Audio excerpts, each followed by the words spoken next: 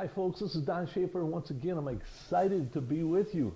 It's just a gorgeous day and we're living it to the fullest. And I know last week we had a great time talking about it's today that matters. And the fact that a lot of times what happens with people is we get stuck in the past and we think our life is over, or we get ourselves to a point where we're looking into the future too far. And what do I say about that? We look into the future sometimes and we use the word someday. And this is a killer. See, I believe that God is a God of today. And I believe that his blessings are for today. And he's the God of now. And that's where a lot of times what people do is they get themselves stuck in between the past and the future. And therefore they don't use today.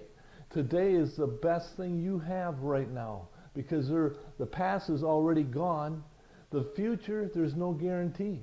So that's where if we can get ourselves into a mindset of using our days wisely and realizing that they are valuable and that God wants to bless us greatly in our days, we will find ourselves achieving great things. We will find ourselves being happy. We will find ourselves being successful in life. You look at individuals who are successful. This is something that they have learned. They have learned how to use today. And that's where it's so important for us to realize that we don't want to waste a single day. We want to be able to use this to be good to people, to spread joy, to improve ourselves, to do things that we want to do in life. This is an important day, and it's good that we can structure it and use it with a mindset that this is all we have. And this week, what I wanted to talk to you guys about is the bigger you. And this is a concept too, because what happens sometimes is we limit ourselves because we don't see things any farther than where we're at right now. We don't see the potential that we have inside of us. See, we have a big God that has created us for big things. And once we can break out of the small mentality, the mediocre mentality, we can break ourselves into an area to achieve greatness in the things that God has for us. He's given us great potential, and it's up to us to use that. I love telling the story about, and this, everybody knows this, but back in the early 1960s, when our President Kennedy at that time, he said, in another decade, we're going to put a man on the moon.